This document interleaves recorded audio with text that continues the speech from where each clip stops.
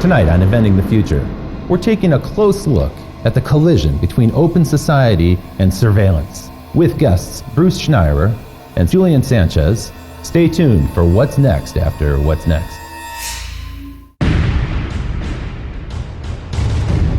100,000 BC, stone tools. 4,000 BC, the wheel. 9th century AD, gunpowder. 19th century, Eureka, the light bulb. 20th century, the automobile, television, nuclear weapons.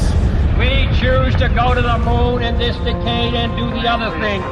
Not because they are easy, but because they are hard. The future doesn't belong to the faint-hearted. It belongs to the brave.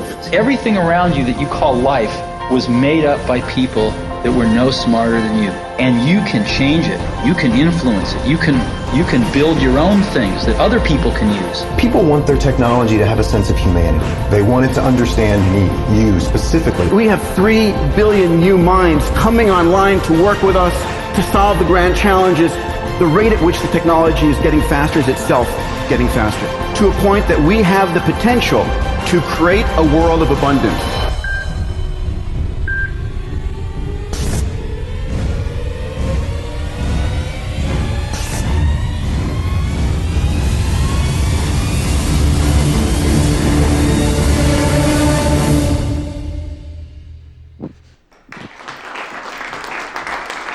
Thank you. Thank you. Well, I'm happy to be back here tonight with Inventing the Future.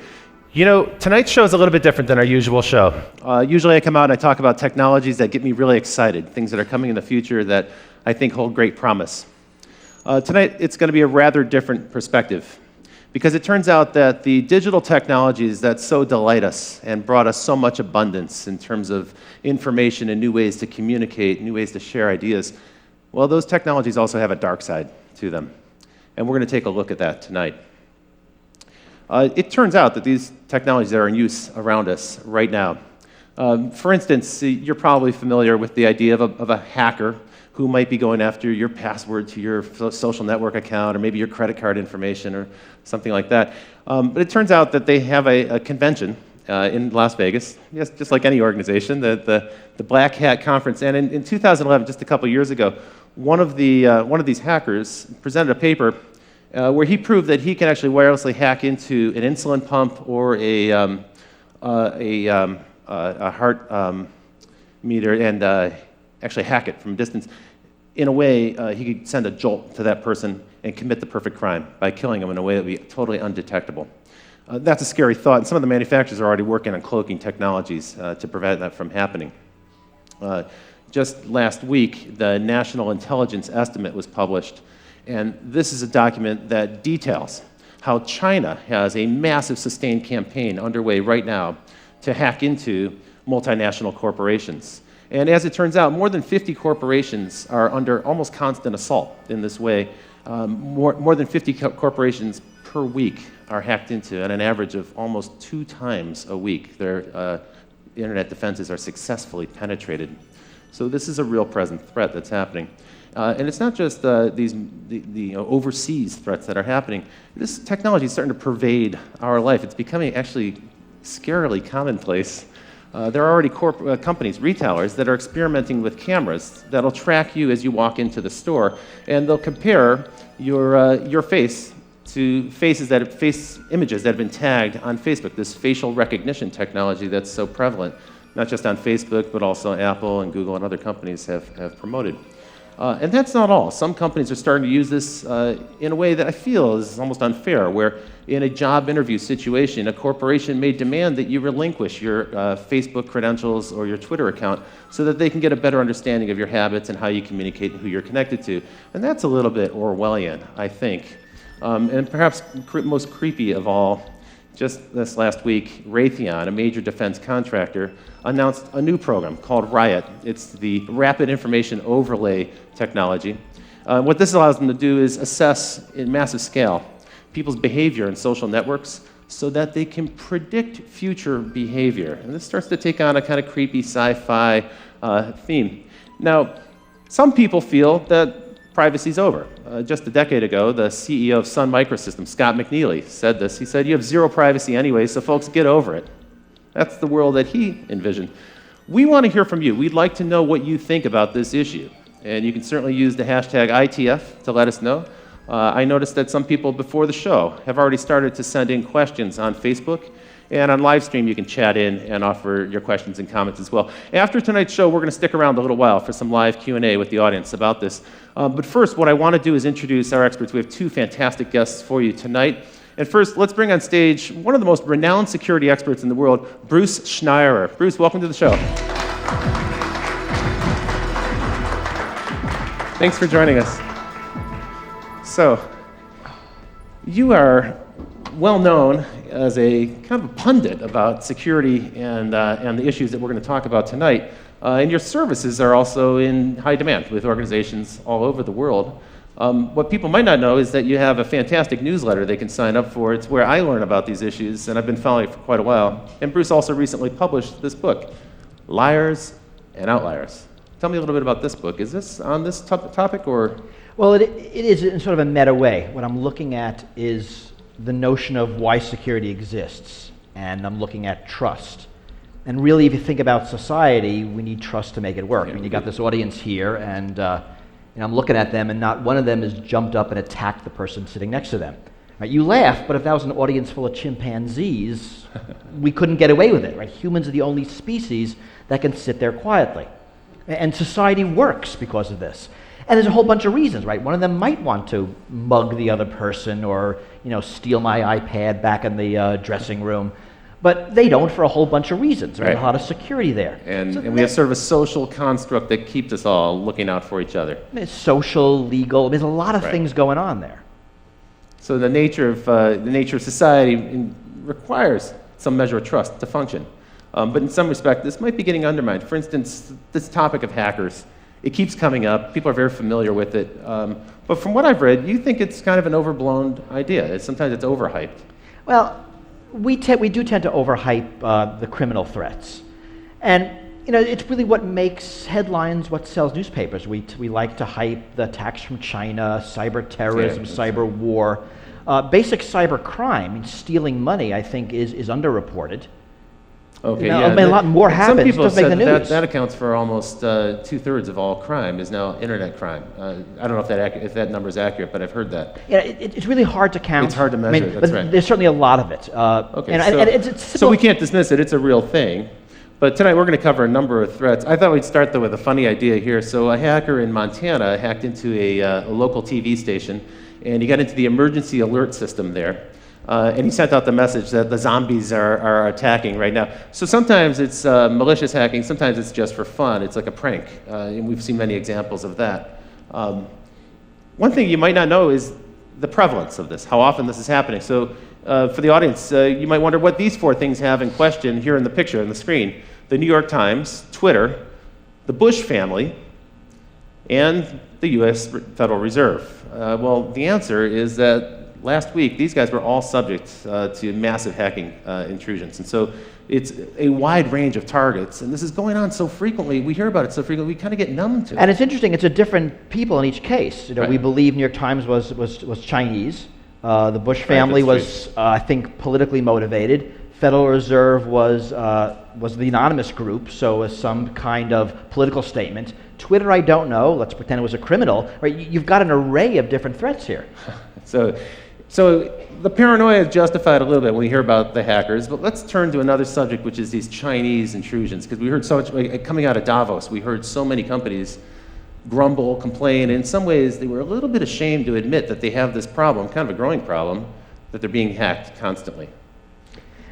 And it seems to be true. I mean, everyone's pretty much hacked constantly all the time. There's a lot of hacking coming out of China, largely politically motivated. The attack against the New York Times, the attackers were looking for names of informants, right? A very political thing, presumably for government reprisal. We don't know if the attacks were done by the government, if they were done by independent people working within China with nationalistic So we use ideals. the word China. We don't know. It sounds like it's the government. There's no way to prove that allegation. Actually, there's no way to prove it's China. One of the problems we have is you don't know where attacks are coming from. I see. You can't trace an attack backwards. Often when we know from other channels. One of the things that's most chilling about that New York Times hack is that more than 50 computers were actually penetrated, and they stole all the passwords, which means that it's probably likely that some of those computers have a Trojan horse in them somewhere, or a back door that's been opened up where they can come back in any time. It's hard to tell. If you read the reports, and it turns out everyone gets hacked, but if you hack the New York Times, you end up with a 2,400-word newspaper article about it. So we know a lot about this. Okay. They say they caught it early. They let it go on for a couple of months to track exactly what was happening. They knew where all the back doors were, and they closed them. Were they perfect? We have no idea. They think they were, and they look like they did a good job. We don't know, but that certainly is a problem. The Wall Street Journal admitted they were hacked as well. And if it's the New York Times and Wall Street Journal, you know there are going to be others. Yeah, that's true. Some that might not have even realized it. And some companies couldn't really reveal that information. A newspaper can because that's news for them. Well, but it's also embarrassing. In a lot of cases, if you're a bank, if you're a big company, you admit this, your stock price might go down, you might lose customers. That's right. So yeah, customers worry, how safe is my data, how much can I rely on this partner? Now, some people characterize this as cyber warfare, and I've actually read where people say, we have a massive cyber war that's underway right now, and it's the US versus China, but other countries are involved as well. Iran, sometimes they mention Israel or France. How serious do you think this cyber war concept is? I think a cyber war is largely rhetoric. I mean, it's not war. We know what war looks like. Right. I mean, this is espionage. Yeah. It's not a military action that involves guns and bombs and people dying. The cyber war rhetoric, I actually think, is largely put in place in the U.S. by government and corporations that are profiting from it. Right? The U.S. Cyber Command announced last month that they're expanding from 900 people to about 5,000 people. Oh, so if we bang the drum of war, we can kind of stir up people and get support for a massive expansion. Because you think about it, we're really weird with war. We love to use the word war when there's no war. War on terror, war on crime, war on drugs. We love rhetorical wars. We hate using the word war when there's an actual war. We'll say anything else other than war. That's right. And this is confusing. So metaphorical war is accepted, it's politically acceptable. But what's going on here has kind of aspects of both. So the war on drugs is clearly not a war. Right. These cyber attacks, well, there's some kind of stuff going on that involves militaries. And it involves nations in some respect, and they're spooks, so in a way it is kind of a war, but it's like a shadow war. I mean, my fear is that we're in the early years of a cyber war arms race. That there's a lot, and not just China, the U.S. too, NATO, other countries, we're pouring a lot of money into cyber attack, cyber defense. It's a huge growth industry. That's true. And if you think about arms,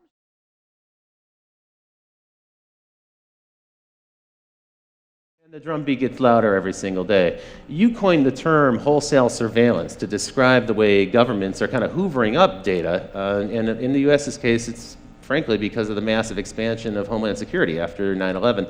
Let's take a look at wholesale surveillance by the numbers. So the first number I'm going to show you is 300.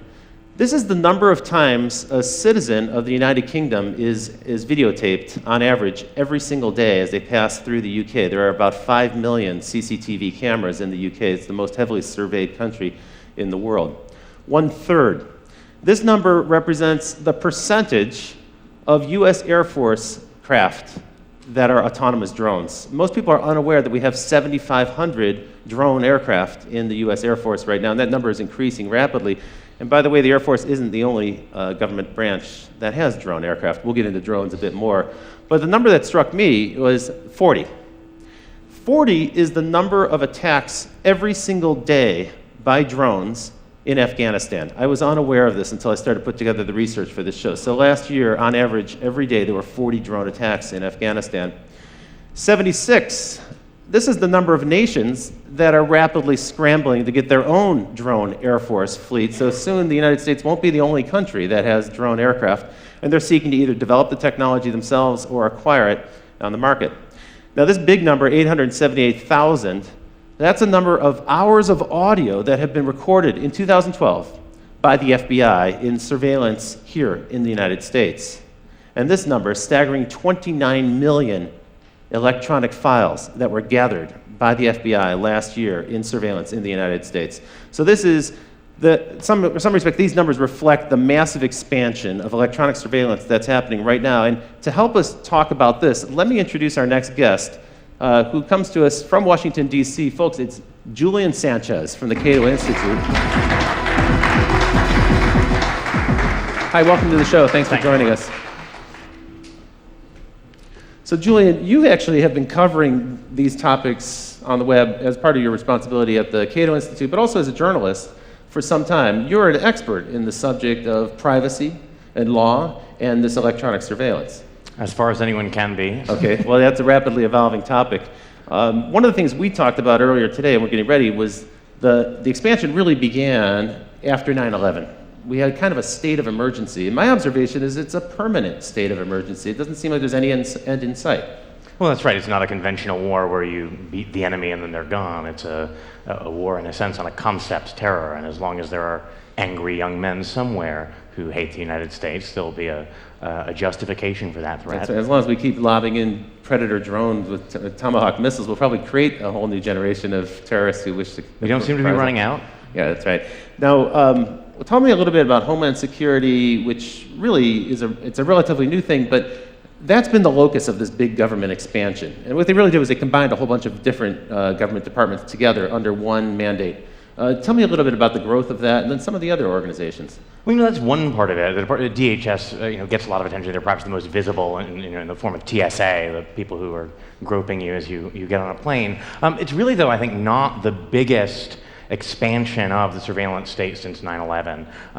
The problem is that a lot of this stuff happens below the surface. It's hard to get numbers, frankly, about a lot of the activity that's going on. Ron Wyden, senator from Oregon, has been trying to get data from the National Security Agency about how many Americans they've got in their database, and they essentially refuse to provide even an estimate. They say they can't even provide a ballpark guess as to how many Americans are sitting in their database, and that's a database that is enormous because they're actually required them to build a multi-yottabyte data center in Utah to store the products of the 1.7 billion communications they're intercepting every day. A yottabyte, by the way, is about a quadrillion gigabytes. They don't actually have a higher unit than that. That's crazy. So one thing that's happening, we talked about this earlier, is that the price of storage has dropped so much that we can now do something that's totally unprecedented, which is store everything. Right. So in the past, if you were going to do surveillance or wiretapping, you had to be kind of selective about it because there wasn't a way to record it easily. But now they can, and they can also do analysis later, after the fact, to find out if there was any evidence of a crime or even a pattern that might suggest illegal behavior. Well, but this fundamentally changes how surveillance works. Yeah. Right? We're used to how we see it on television, follow that car, Yeah. right? That's surveillance. That's right. But now it's follow every car. And actually, it's follow every car all the time, and we can follow that car 6 months ago because we've saved the data. Right. So surveillance changes. And it's, in a lot of ways, it's not because of malice. Computers produce data.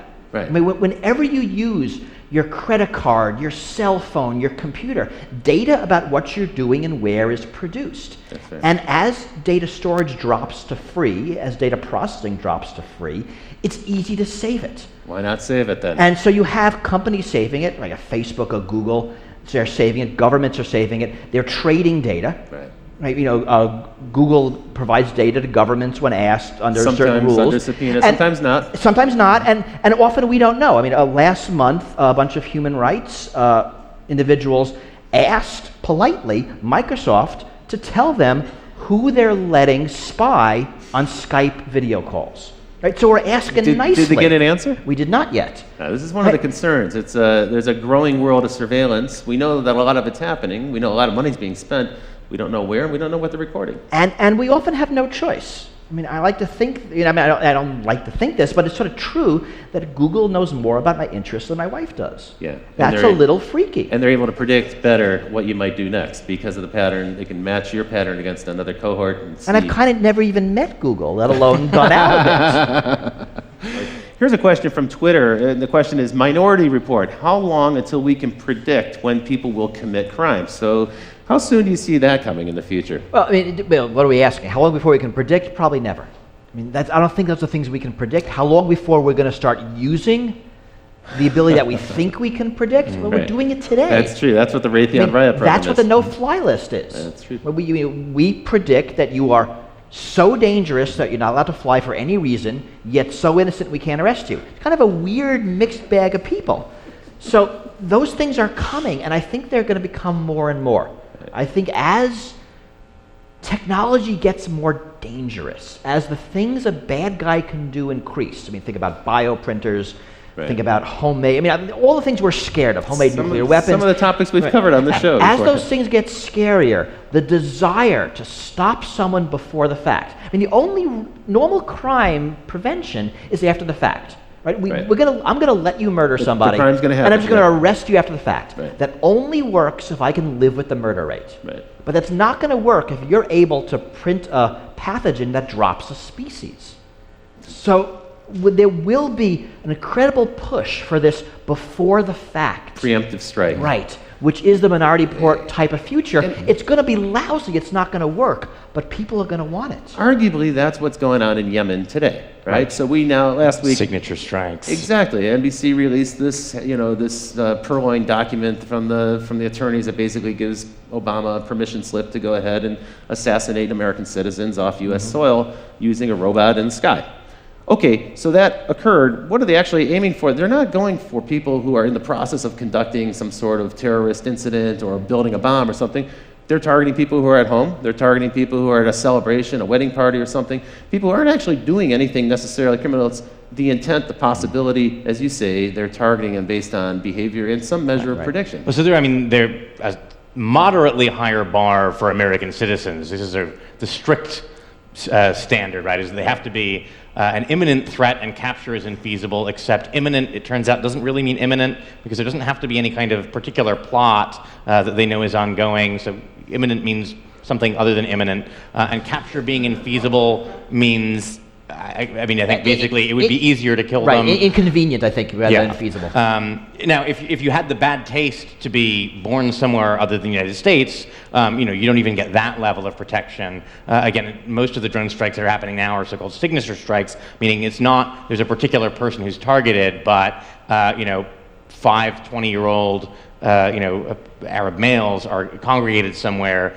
and well, that's either a terrorist plot or a wedding, but better be safe than sorry. Take them out. Tell me a little bit about total information awareness, this program that Admiral Poindexter proposed more than a decade ago, but I thought it went away, but it seems maybe it's coming back. Right, I mean, the problem there was that they had terrible branding. They called it Total Information Awareness, which sounds creepy, and then they had a logo that was like an eye in a pyramid with beams coming down at the earth, so this sounded terrifying. Bill Sapphire wrote a column, freaking out about it. Everyone was duly alarmed. Congress nominally killed it, but it ended up getting essentially fragmented into a bunch of different programs that were farmed out to parts of DHS or DARPA. I think the NSA's Pinwheel database is in some sense an offshoot of that. Pinwheel is, again, on this model, a kind of vast database that allows kind of Googling for communications. They've shifted from that kind of targeted model, get a warrant, have an individual wiretap their conversations, much more toward a model that involves, some people have called it sitting on the wire, suck in everything, and then after the fact, figure out the search parameters you're interested, go through, pull stuff up. And that's concerning, I think, because, when J. Edgar Hoover ran the FBI and was abusing surveillance for political purposes, at least he had to target particular people. He's going to decide that Martin Luther King is going to be spied on, and then they're going to try and drive him to suicide. Now, this stuff is sitting in a database for 30 years. If they happened to sweep you up and then in 10 years you're running for Congress, someone can after the fact decide you're worth scrutinizing. It's even conceivable that behavior that's legal today could change in the future, and there'll be some record of it, and that could be embarrassing on the one hand, but it even might be that after the fact it's illegal. Or even not. I mean, we all do things that are embarrassing because we're human. Yeah. And, if everything is swept up, then the likelihood of it being uncovered by somebody and if you can greater. Selectively edit it, we see this now in political campaigns. That's true. Now we're living in a world where pretty much every candidate is followed 24/7 by the opposing party with a camera, because they're gonna say something that's embarrassing. Sooner or later, and you got 10 seconds, and it's a beautiful, embarrassing quote, and you run with it. They run like crazy. We know one of the things the intelligence agencies like to do with the fruits of surveillance information is use it to coerce people into becoming informants. The FBI now has 15,000 informants, like 10 times more than Hoover ever had at the peak of COINTELPRO, the kind of vast spying and infiltration network, looking at civil rights and anti-war groups. And one way to do that is to say, hey, we found out that you're having an affair. Why don't you spy on your mosque for us? There was a case here in Chicago, a guy named Ibrahim Mashal, I think. They said, look, we know that you had communications with a cleric in the Middle East. They were innocuous, but that's enough of a pretext to get someone put on the no-fly list. If your business requires you to travel, that's a huge obstacle. And they said, well, we can get you off the no-fly list if you're willing to cooperate, if you're willing to tell us what people are saying at your mosque. And he's actually currently now suing the Justice Department over this. So the information is gathered up in this kind of broad sweep, sometimes without a warrant. And in any case, warrants are targeted at an individual. Here we're taking information wholesale, as you put it, hoovering it up, and then it's analyzed later. And then if something embarrassing, awkward emerges, now they've got leverage on somebody. It might not even be illegal activity, as you point out, but it's leverage to coerce them into cooperating with the government and doing the government's bidding. And this is our government. Now, I'm assuming that this is happening all around the world, and probably in countries that don't have the same due process and constitutional rights and privileges that we have in this country. And I mean, it's certainly true, and we know that U.S. technology is being exported to totalitarian regimes for varied purposes. Government of Syria, government of Egypt, government of Iran. We know those technologies are being used to identify people who are blogging, who are tweeting, anti-government. That's right. After the Arab Spring, it's almost a certain bet that every authoritarian government now has a system in place to track those people who are outspoken, bloggers, tweeters, and so forth. Now, Bruce, I put this picture in for you. So why don't we go to this picture full, Ken, if we can show this to the audience. It says, premises protected by a false sense of security. You coined the term security theater. And tell me a little bit about that, because this is how most Americans experience the federal government most frequently now. Is as we go through an airport, we get an encounter with a federal official, right? I mean, it's actually amazing that for most of us, the way we interact with national security is the TSA at airports. Yeah. So security theater is security that looks good but doesn't do anything. So a great example is, I don't know if people remember, right after 9/11, if you were flying, you saw National Guard troops at airports. They were just after security checkpoints. They were on a rubber mat. They had uniforms, carrying a big gun. They were like 20. I mean, they were kids. Those guns had no bullets. Because, I mean, right, they were kids. They wouldn't want to, this would be dangerous. That's right, security theater. It looks good. It might make you feel better, but it's not gonna do anything. Has the TSA program been effective? I mean, are there that many people trying to smuggle weapons on airplanes? Are they going to repeat the same attacks of 9/11? So it seems not. I mean, I always think of the game this way, right? It's sort of us versus the terrorists. So we screen for guns and bombs, and the terrorists use box cutters. We take away box cutters, they put a bomb in their shoes. We screen shoes, they use liquids. We limit liquids, they put a bomb in their underwear. We have full body scanners. They're going to do something else, right? This is actually a dumb game. It is a dumb game. Right? It's like shutting the gate after the horse is gone. I mean, so the smart game is you pick your attack, I pick my defense, and we see who wins. The dumb game is I pick my defense, you look at my defense, you pick your attack to bypass the defense, and right? So it seems that the TSA has largely been irrelevant, and they will talk about their success stories, and it's how many knives they take away, and they found somebody wearing a fake army uniform, and they confiscated a snake. I mean, this stuff is actually on their website, and they're proud of it. They used to show some of the confiscated weapons in the early days, but I think that's tapered off now because most people have learned don't bring a weapon. Or people do forget. I mean, people do bring guns on airplanes because they forget. It is kind of weird. You'd think everyone would know by now. But also, people buy souvenirs, and there's like a knife in the wooden statue, and they didn't realize it. That's true. Snow globes are now legal again. I mean, you couldn't bring snow globes on airplanes. We're not actually sure why, but now they're okay. So all you snow globe collectors can. I mean, and the sort of elephant not in the room here, right, is that there's just a limited number of terrorists. This is like a line of work where if you're really competent, you blow yourself up. It's a sort of an anti-Darwinian effect. So what we find is that no one wants to admit this because there's hundreds of billions of dollars in grants from Homeland Security and then contracts for intelligence contractors and defense contractors. But it increasingly looks like the FBI is being forced to manufacture terrorists so it can, give us a sense of success. And I think there's been about 150 sting operations by the FBI that have resulted in convictions since in the decade after 9/11, and at least a third of those cases, and maybe more, these are cases where the weaponry, the funding, and the actual plan all were provided by the FBI informant. These are mostly, again, the world is full of young, angry people who spout off on the internet and are easily led enough or mentally disturbed enough that if you give them a plan and a bomb, they'll make the motions of following through. It's not clear that these are people who are otherwise dangerous. So in a way, we're manufacturing our own terrorists just to give ourselves the illusion that this is an effective program. That does seem to be true. I mean, where there are successes is intelligence in operations. We actually are looking at for the bad people. And when you look at something like airport security, it only makes sense to focus on the plots, right? A liquid, a shoe bomb. If plots are few and targets are few, right? If all we do by spending billions on shoe scanning is to force the terrorists to make a minor change in their tactic, right? We're wasting our money. Yeah, and we're wasting everybody's time. And that's fundamentally the problem. Right. And it's inefficient on a massive scale. Speaking of inefficiency, these scanners that we're looking at, the rapid scans, now I guess they're going to phase them out of the airports because they've been proven to be ineffective. After radiating us for a couple of years, now they're finding out that doesn't actually thwart any kind of criminal activity. And because some of these makers of these things fell through on contracts that were supposed to allow them to use a blob to show objects instead of actually showing you naked. But there's a bit of poetic justice. They're apparently being repurposed at the entrances to various federal agencies. So, right, they're actually not going away. That's important. That's great. And all the full body scanners aren't going away. There are several technologies. Yeah. And the millimeter wave is staying, so holding your hands up and being scanned is not going away. Just a particular radiation technology, because the one company wasn't able to do some of their anonymization things on the visuals, what Julian said. And there was a case in Florida where some of those images did leak out, and that also undermined the claim that somehow this information would never get out in the web. And here we have the pictures right here, so you can see them. Well, now let's take us down to the local scale. And so, as it turns out, it isn't just our federal government that's out there combating terrorists or maybe other nations, we don't really know, in some shadowy cyber war.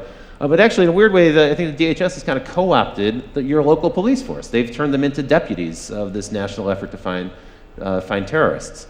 Talk a little bit about the spread of Homeland Security dollars to local police forces. Well, so I think we'll maybe get to fusion centers in more detail later, but there's lots of federal money out there. If you say you want to run a counterterror program, you may not have terrorists, but that's no reason to turn down the money. Right. So we find fusion centers, for example, something like $250 billion in grants that went out, supposedly for counterterror. A 2-year Senate investigation found that they never actually produced a single shred of actionable, useful intelligence about terrorism. It did end up buying a lot of Range Rovers for local sheriff's departments, plasma TVs so that they could display the Fusion Center calendar and watch cable news in San Diego. DHS has given out, I think, $50 million in grants for local police departments to photograph license plates. To your point earlier, in a wholesale level, not going after an individual car or doing it as they drive by on patrol, but they're setting up cameras now at different, I know in San Diego they're doing this on a massive scale. They're just routinely photographing the license plate of every car on the freeway that goes by. There's a lot of technology. It's license plates, it's all the CCTV cameras. You produce the UK number, we know better. There's cameras everywhere in the United States also. That's right. A lot of cities have them in intersections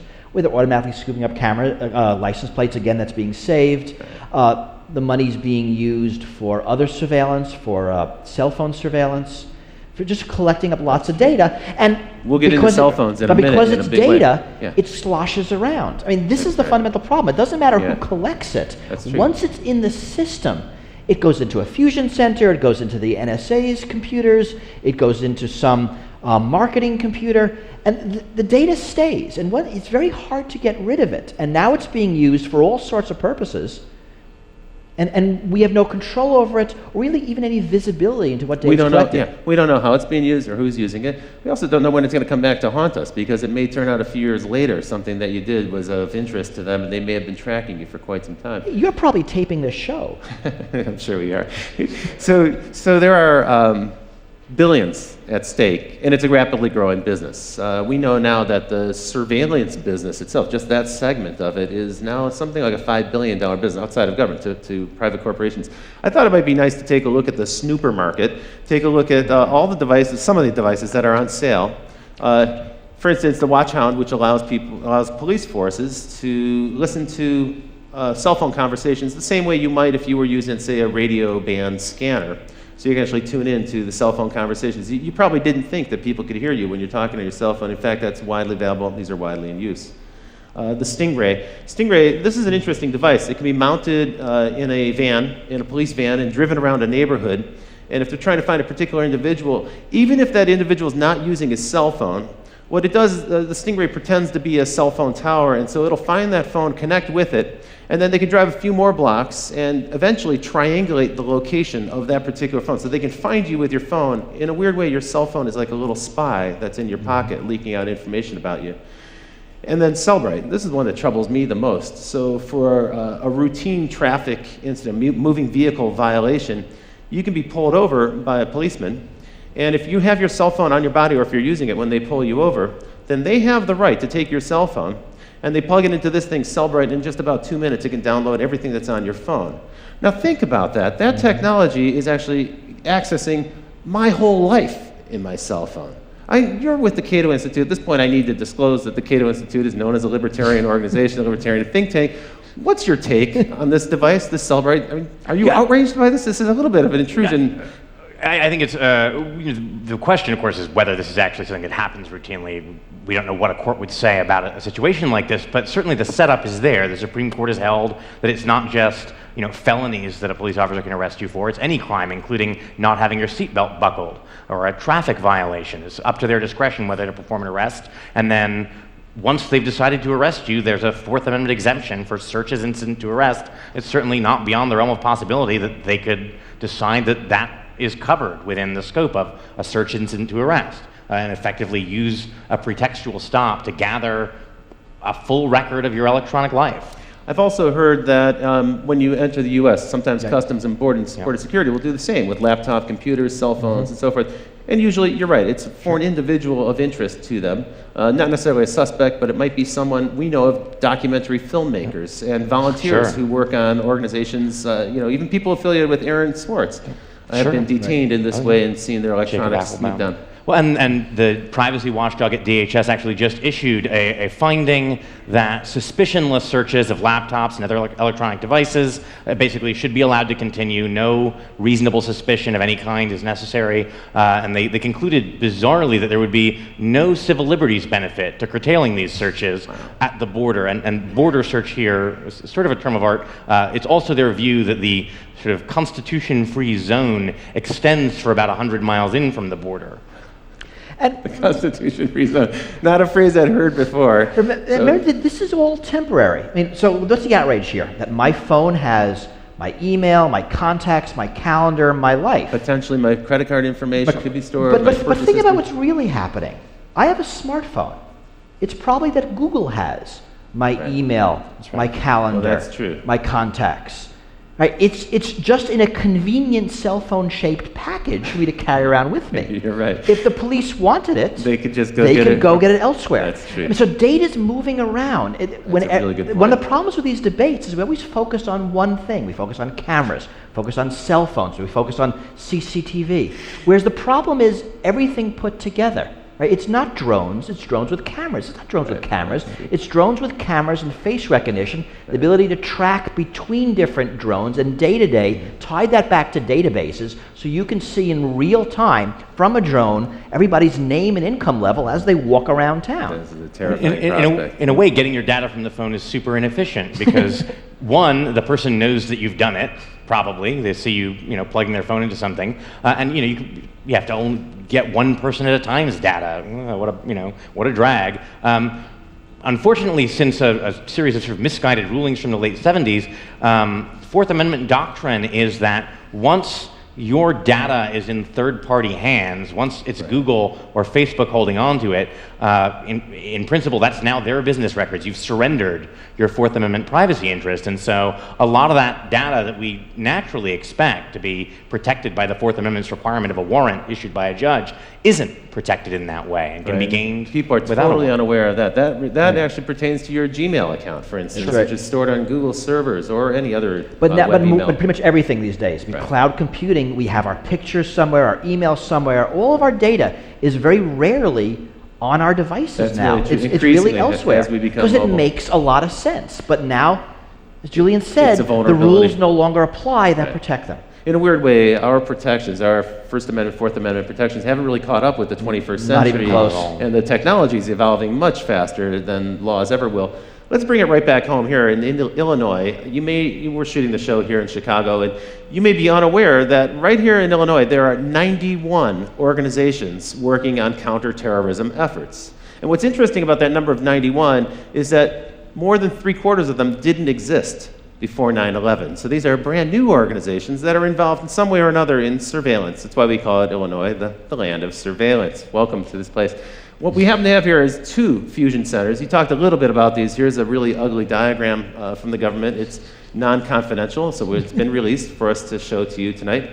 And tell me a little bit more about these fusion centers. In your view, they haven't been very effective. Right. Well, in the view of a bipartisan report that the Senate put out, despite years of being assured that these were a proven vital tool. The theory was you synthesize information from local law enforcement, lots of different agencies, bring that together with information at the federal level, information that various intelligence agencies have gathered, and this will give you a better window into incipient terrorist groups. Of course, right after 9/11, we assumed there had to be lots of other sleeper cells waiting to strike, and it seems to be that's not the case, and so you've got a lot of people looking for something that doesn't appear to be there. The sort of history of intelligence suggests that, unfortunately, the problem is if the thing that you are convinced is there isn't there, you just keep looking harder.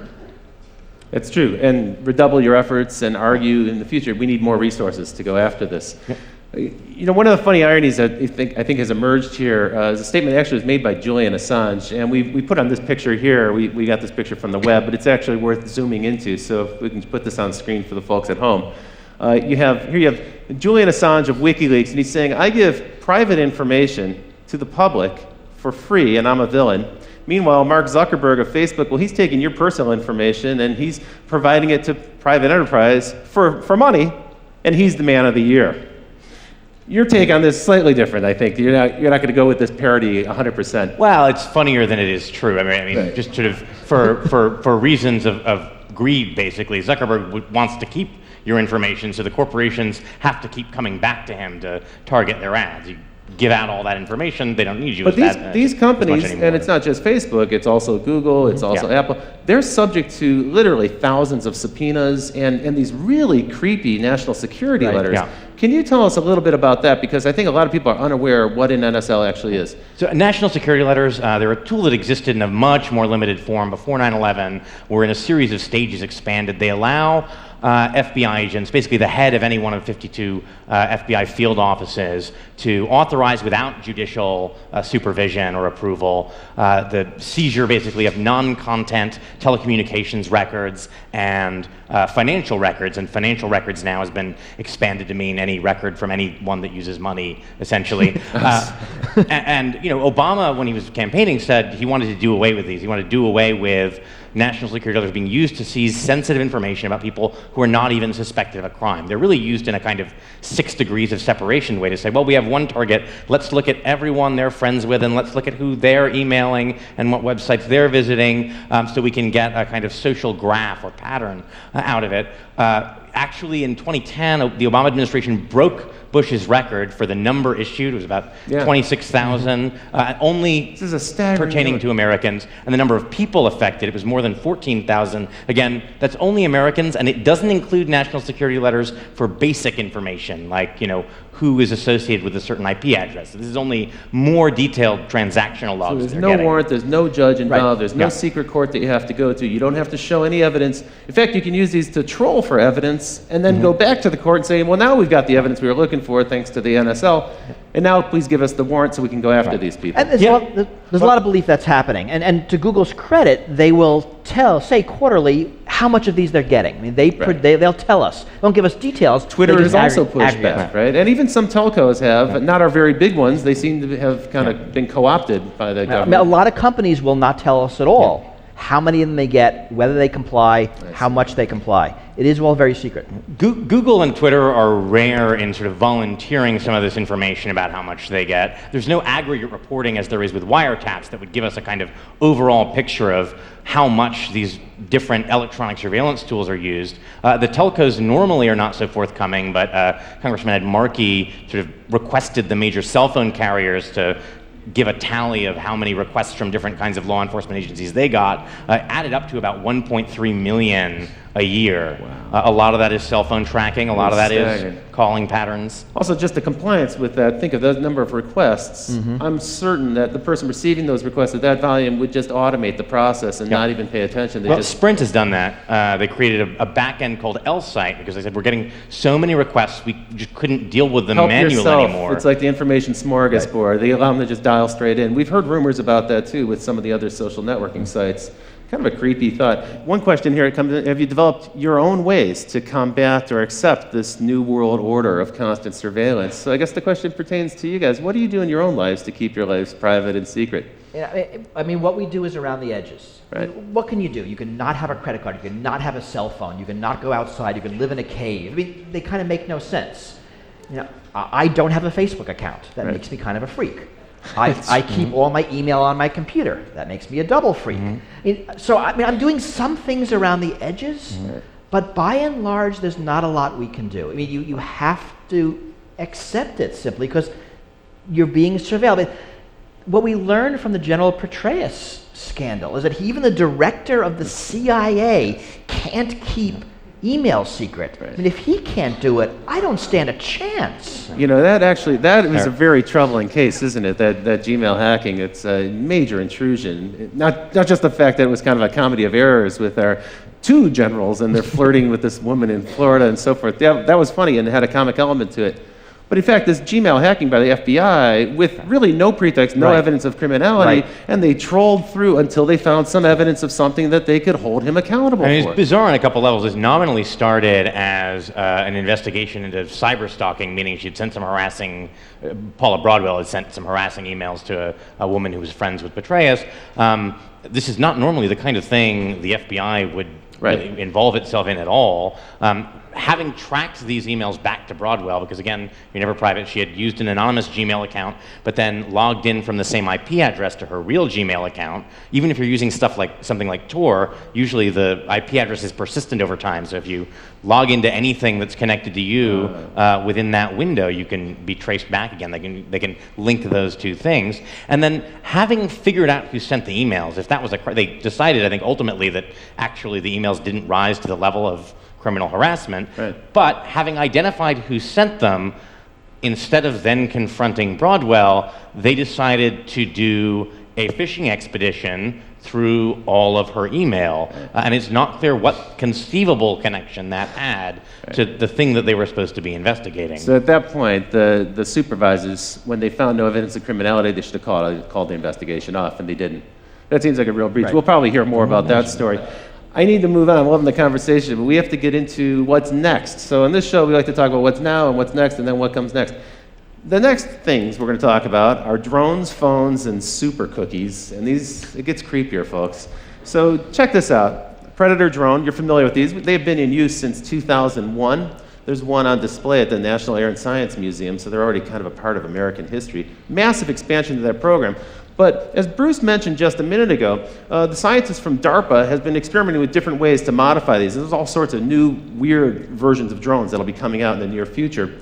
One of them is called Argus, and what they've done is they've taken 368 of those cell phone cameras, the 5 or 10 megapixel camera that's on your cell phone today, and they've assembled those into sort of a beach ball shape mounting.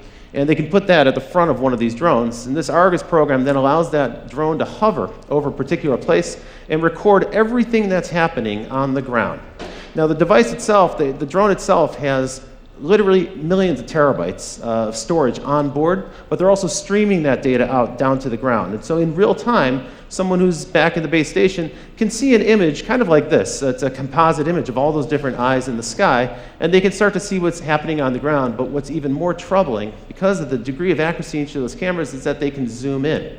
And they can actually, today, get to a level of detail that allows them to see from 14,000 feet in the air a 6-inch long object.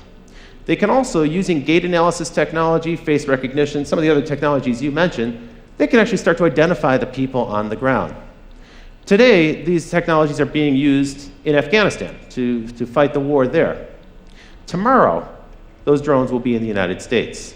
It seems to me a near certainty. More than 358 different law enforcement groups and counterterrorism groups in the United States have asked the FAA for permission to start to fly their own autonomous drone units, and we can expect those to be mounted with similar surveillance technology. This is clearly coming. Now, when we chatted about this, you gave what was a really chilling prediction to me, which is that basically you're like, it's here, it's happening. Yeah, I mean, coming seems like an overstatement.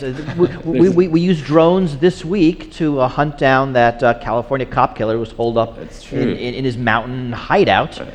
And they're being used in cities. That's right. I think we have a picture here of well, these are some of the cheap ones that are coming, but here we have the Border Patrol. Right. And they have 10, they have a fleet of 10, and they've asked for 14 more. So you're right, it's already here, it's not really out in the future. I mean, what's coming is, what's coming next, right? They're going to get better at resolution, right. Be able to read documents, be able to better identify faces. And once you identify faces, you have a lot of good public face databases. Facebook has a phenomenal database of tagged photos. Thanks to your friends who tagged you, you'll now be identified by the drone in the sky when you leave the house. Even if you're not on Facebook. I mean, it's not like you're their customer. Right? I don't have a Facebook account. There are tagged photos of me on Facebook. They have really a network of my friends there because they'll pull people's address books. So 5 years out, what do you expect to be the case? There'll be drones in every city. There will be. So my expectation is that there will be drones everywhere 24/7. I mean, it's not going to make sense for companies to fly their own drone fleets. There's going to be, Drones Over America Inc.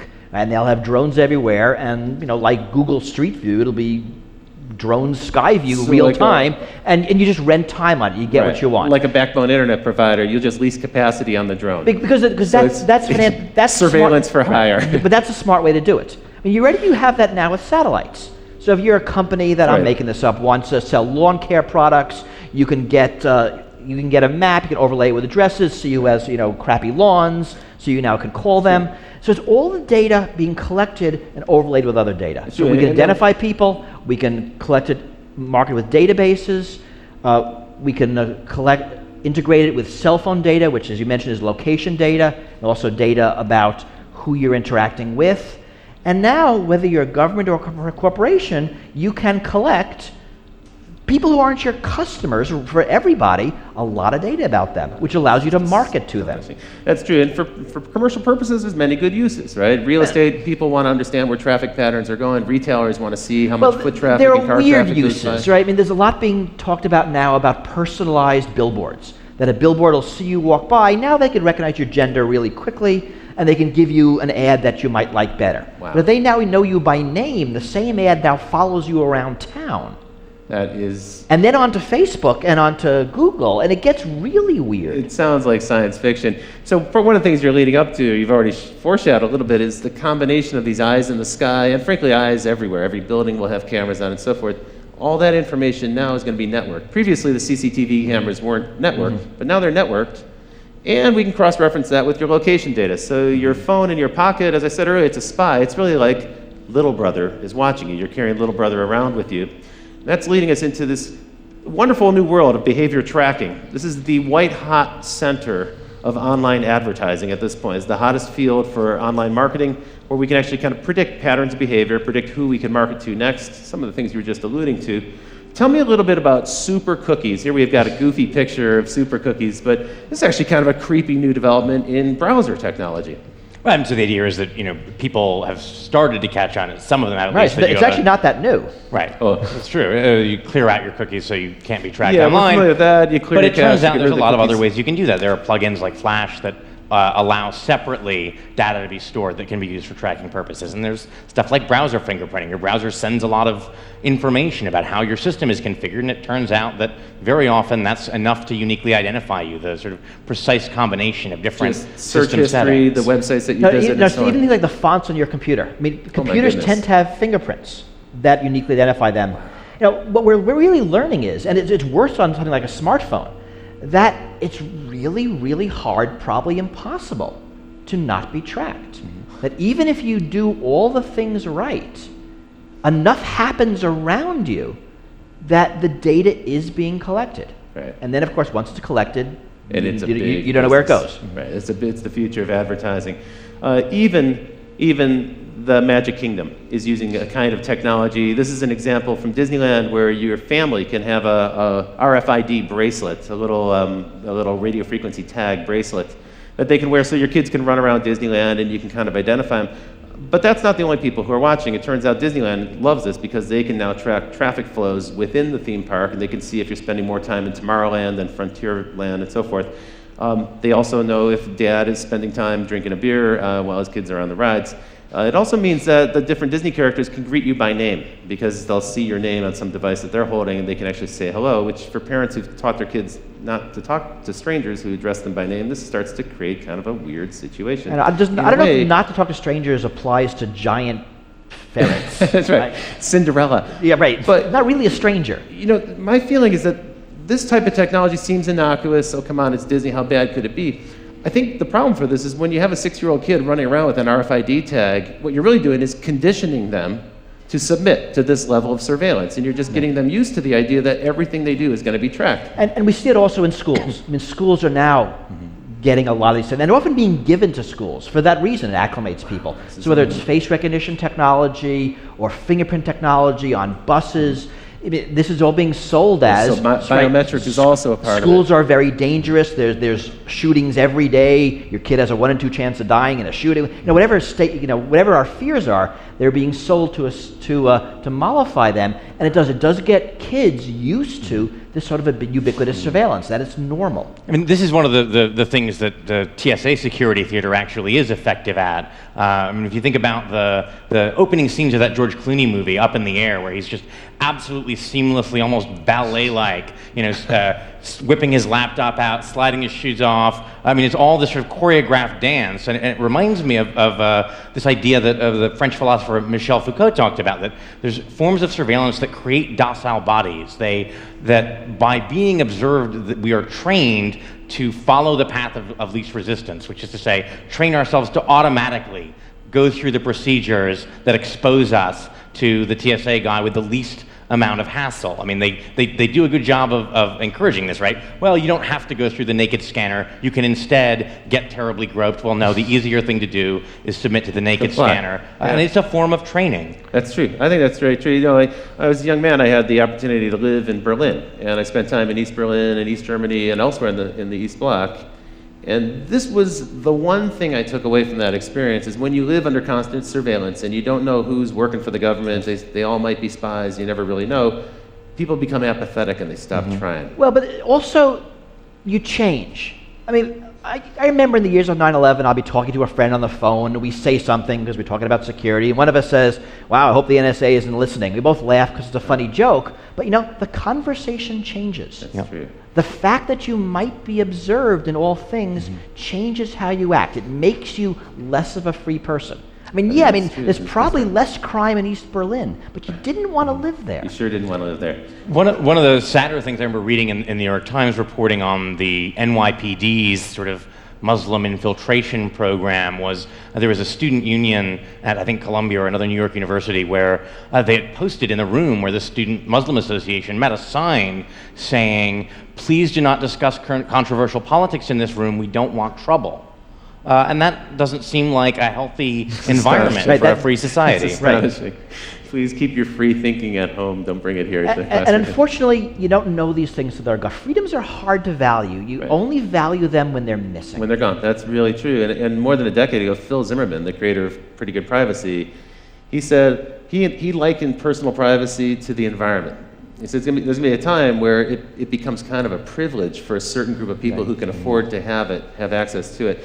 Okay, so that's pretty scary and pretty depressing. I don't want to end on a dark note like that. I guess the question is, what can we do? What are some of the things we can do? Now, we had some encouraging news, perhaps. The mayor of Seattle recently decreed that there will be no drone surveillance in the city of Seattle. Perhaps that'll start to roll out on a local level. More cities might follow.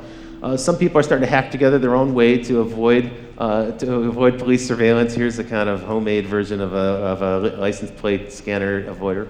And when it comes to face recognition and face tagging, there's an artist in the UK who created a series of makeups that you can purchase. And if you put these makeups on, they look a little funny, but what you can see in the picture here is it makes it difficult for a computer to recognize your face as a face because it actually distorts the image for the computer. Who knows, maybe in the future you'll see some people walking around with that or some kind of tattoo. That artist is Adam Harvey.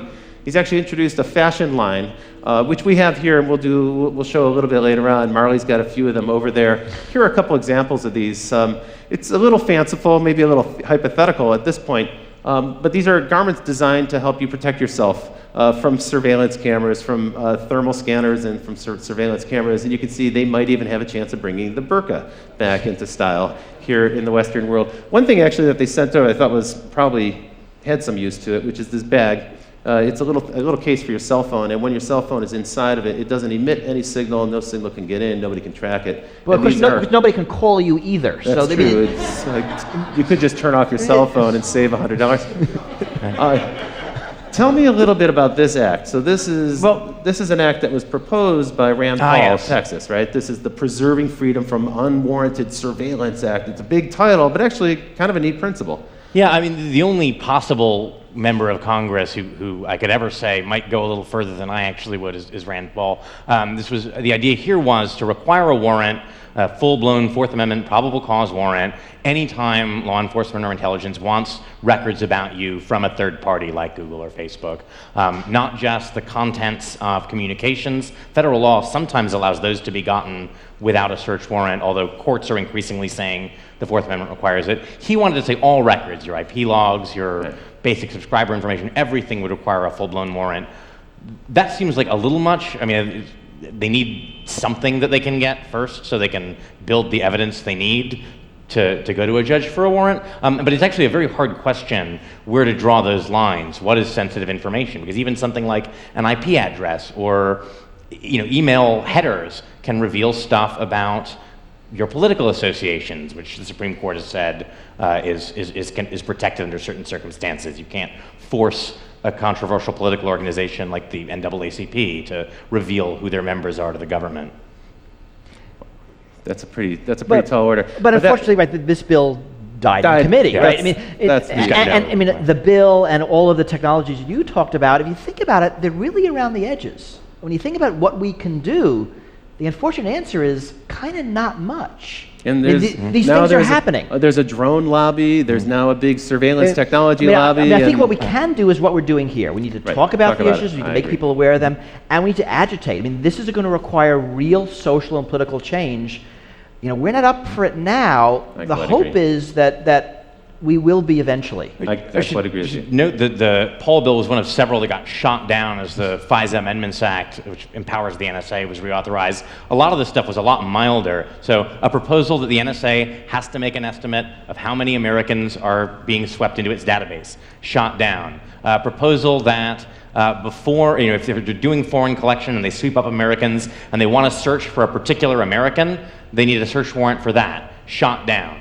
It's sort of troubling how little will there is. Who's doing the shooting down? Like, who are these senators? Everybody is. Everybody. It's not anybody in particular. Bipartisanism is alive in Washington. When it comes to stopping legislation. The problem is there isn't the political. I mean, if you think about who won, you're going to go against the police. You're going to go against national security. You're going to go against corporate lobby.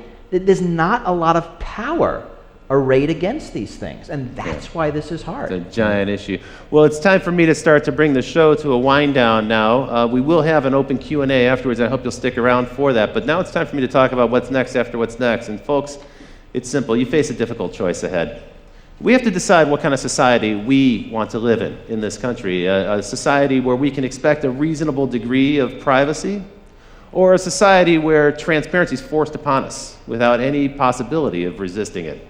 That's a decision we're going to have to make. We do have the ability to hold our elected representatives accountable. We do have the ability to speak up and object when corporations impose some transparency or forced surveillance upon us that we don't wish to have.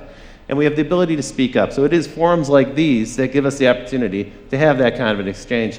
Well, I want to thank you both. Bruce Schneier, thank you for joining me on the show tonight. Julian Sanchez of the Cato Institute, thank you.